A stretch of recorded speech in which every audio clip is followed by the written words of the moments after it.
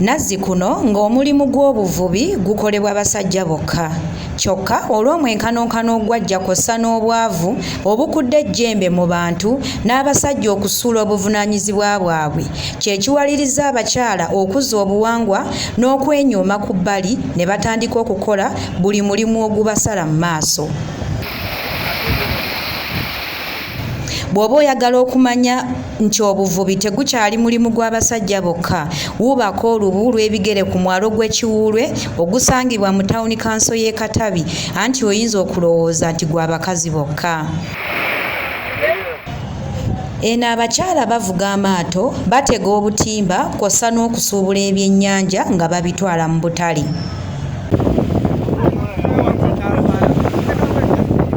Eno nga tutuuseeyo mu bakyala abangi be twogeddeko nabo, essira tulitadde nnyo ku mukyala Nakawooza, ono nga muvubi wa byennyanja ate era nga musuubuzi waabyo.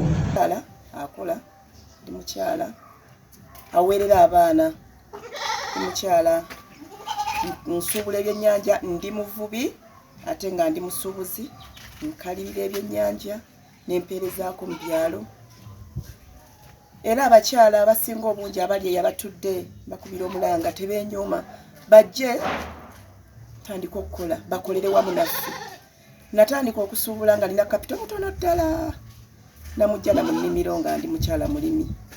Tandika okusuubulayo obwennyanja bwange butonotono, tandika okukalirira n'entembeyaako ne ku bubisi.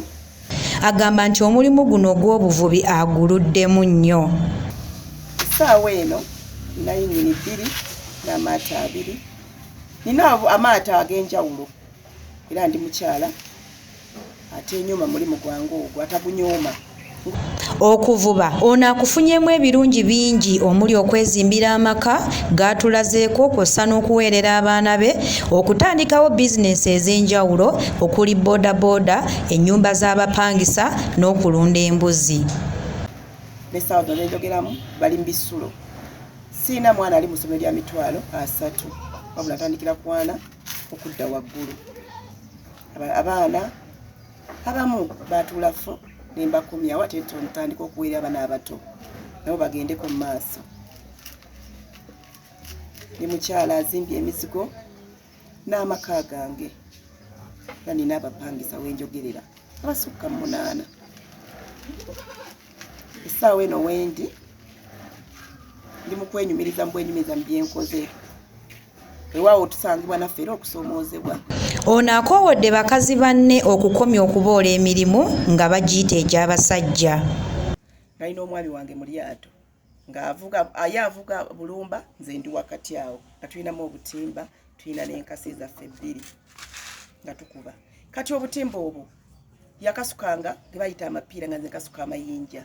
Abasinga obungi muyinza obutakitegeera, kyetaaga omuntu ng'amanyi okuvuba nga nkasuka amayinja nga ye omwami wange akasuka mapiira.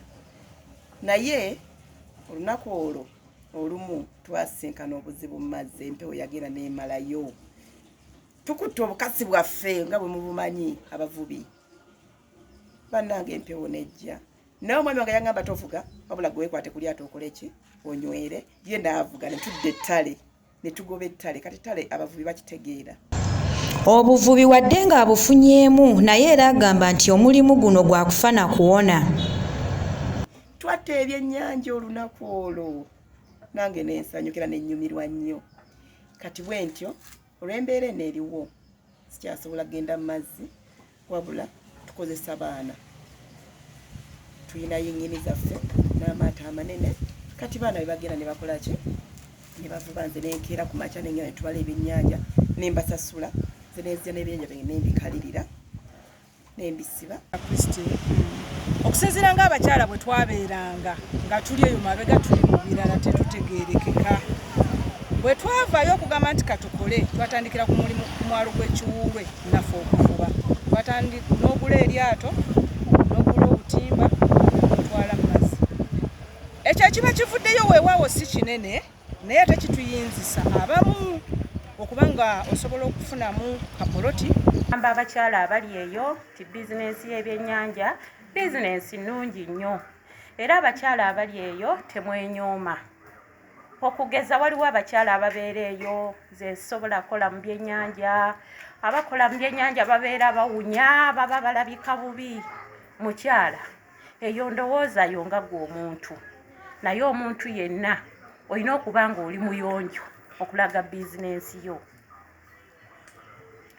abakyala abali eyo mbakubiriza bizinensi y'ebyennyanja simbi gwe mulimu gw'okola ng'omanyi nekyojja ofuna omulimu gw'ebyennyanja mulungi nnyo omulimu gw'ebyennyanja gumazeemu emyaka katono naye omulimu ogwo osobola okufunamu kapoloti n'ensimbi ate bye boogera nti abakyala b'ebyennyanja bawunya buli buba bukyafu bwa muntu buteefaako ab'amagye abatigomya abavubi nabo talemye kubeevuma kubanga balese bakazi banne bangi nga babalemesezza omulimu guno kwata si bulungi n'osanga omuntu ng'akalidde ebyennyanja nga bikkirizibwa n'omukwata n'omutwala n'omusiba ng'oluusi n'essente ze yakozesezza za looni kati nga nze kamwa kwogera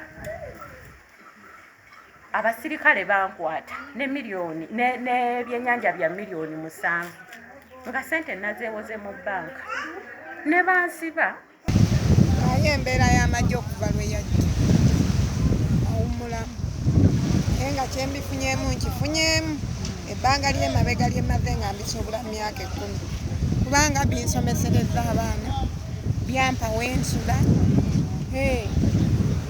emirimu gyange mbadde ngiddukanya bulungi era nga mbifunamu ssente omwezi gw'omusanvu nagwo abavubi gubayisiza ddala bubi kubanga enkanga zidda nkalu olw'ebbula lw'ebyennyanja okusinziira ku bakyala abavubi